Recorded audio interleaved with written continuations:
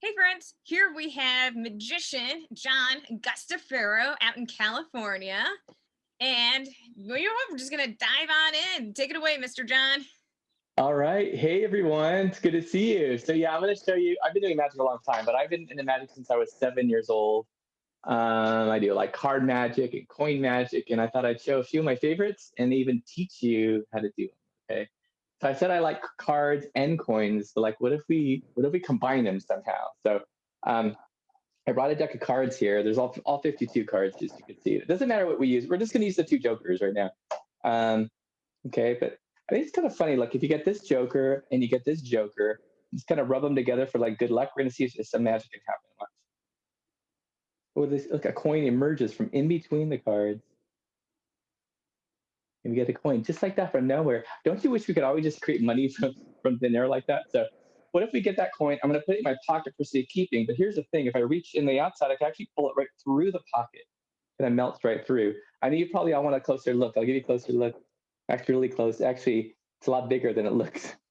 Because this big giant coin, and it's just no, it's actually completely solid. So anyway, that's a few fun tricks with some coins and some cards. So I wanted to go over that. So hopefully you all enjoyed that. I can't really see you guys right now, but I could totally feel your energy. So that's pretty awesome. So so That was super thank you. impressive. Thanks, man. Thanks, man. I know. I think even as we, as professional magicians, we kind of like seeing different bits like that. So I'm gonna tell you, like, if you want to learn about coin magic, there's so many books, but I have this one, and it's called Modern Coin Magic by J.B. Bobo. Easy to remember. Bobo's Modern Coin Magic, and you could tell I've had this a long time. The pages are getting kind of old, but I've read through this so many times, and there's some really kind of complicated moves that you could practice, but there's also a few easy things that you can work on. So I think the things I showed you right now were fairly easy. It takes a little bit of practice. So, and you don't need to do the jumbo coin. Those are hard to come by. If you have one, that's great. And if you do, I just get to keep that in my front pocket. And where's my other coin? Okay, so here's my just a regular coin. Here's a quarter. This is a half dollar. It's a little bigger than a quarter. It can be anything you want, really. Um, and then I'm going to show you the first part where I produce it from in between the cards. Like, where does it come from? So the first part's easy. I have the whole deck of cards, and I have the coin underneath the deck. And it's pretty easy. You have a big deck hiding a small coin. That's pretty easy. I'm just holding the deck like that. You can't even see it. And then I just kind of spread through the cards. Here's the tricky part. I just kind of keep the coin underneath. Just don't want it to fall. That's the only thing. And then I just take the two jokers. Now I'm still taking the coin with the jokers. So this may take some practice to do it smoothly, but just put the deck aside, and then you're left with two jokers. Now I want to show you the jokers on the front and the back, but I don't want to show you the coin. So right now the coin is still underneath both cards, as you can see. But now I'm going to separate the cards. So now I know it's underneath this one. You don't know that, but I do. So if I were to do this, you totally see the coin. So we don't want that to happen. But what if my fingers covered it up? That's even better. You can't see the coin.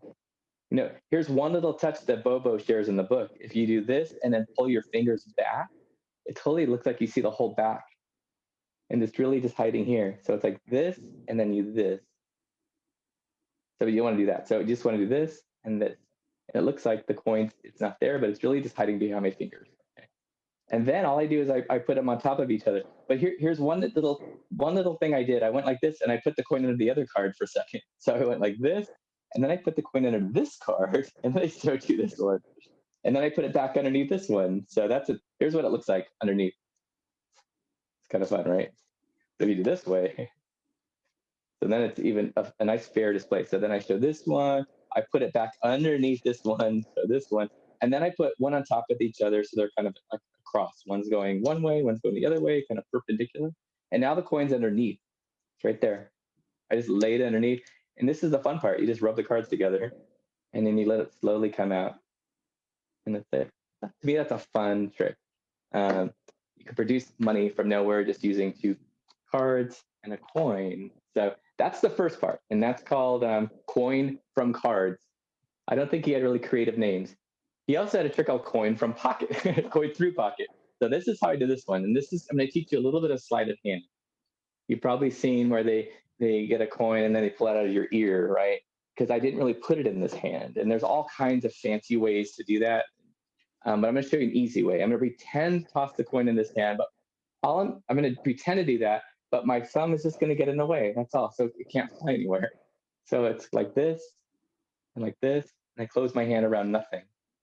So it looks easy, but it's going to take a lot of practice. So you don't want to do this and make it look weird. You just want to do this, real casual. So my thumb, all I'm doing is turn my hand, but my thumb prevents the coin from falling, and this hand closes over nothing. So you say, look, I have a coin, and it's still here. I put my hand in my pocket, and then the coin's still here, but you can't tell because my thumb is still on it, and I pretend to pull it from my pocket, and I fold my pants over, so then it looks like it's coming out from the fabric.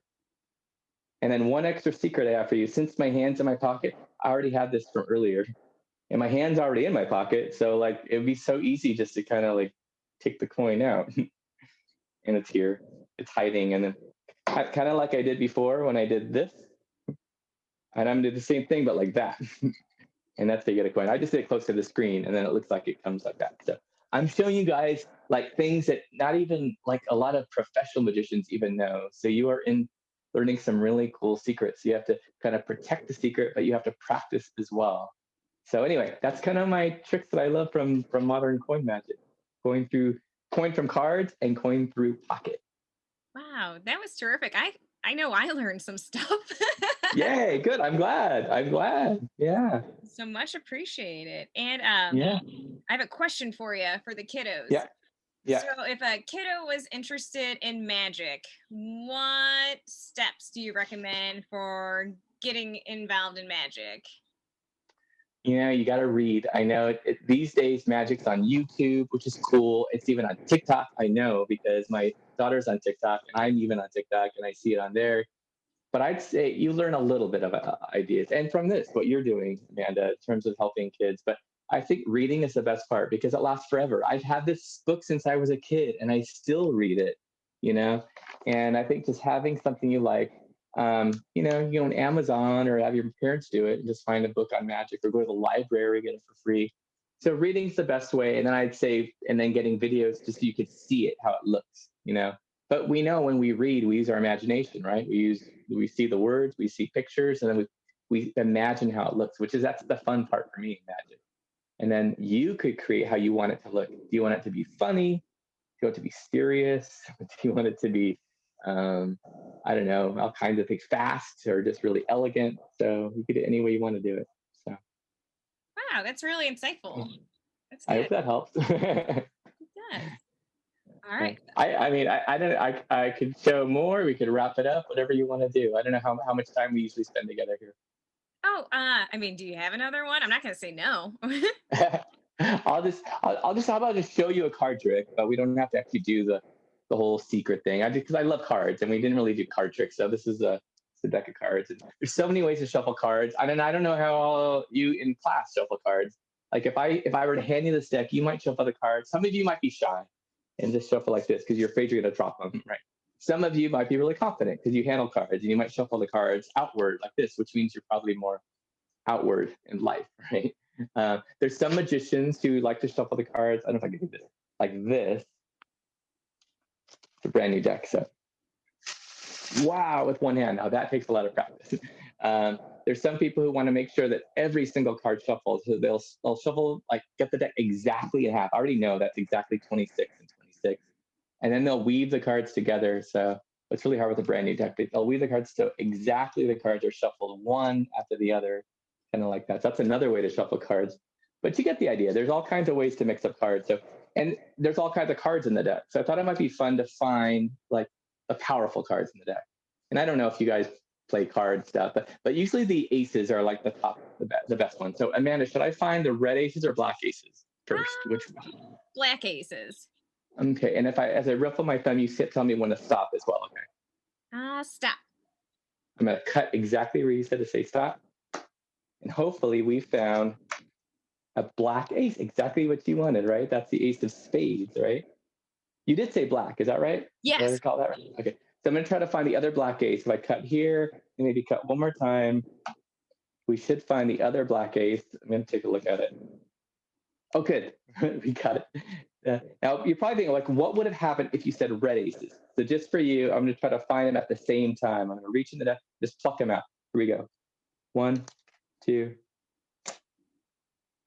Actually, since you wanted block cases, I found those again for you. And I would find the red aces magically because I would wave it over these two on the table and these would change into the red aces, giving us all four. And that's just a little fun trick for you. So hope you enjoyed that. Oh my gosh, that was amazing. Cool. This was a special treat. And you taught Yeah. the kiddos a trick, and now they're going to blow my mind. Right? That no, wouldn't that be fun? Yeah, exactly. Fill the teacher's mind. So I just want to thank you for inviting me. I love magic, as you can probably tell, and I love sharing it, and I love sharing it with all ages. So this is really a cool experience to share it with the kiddos there.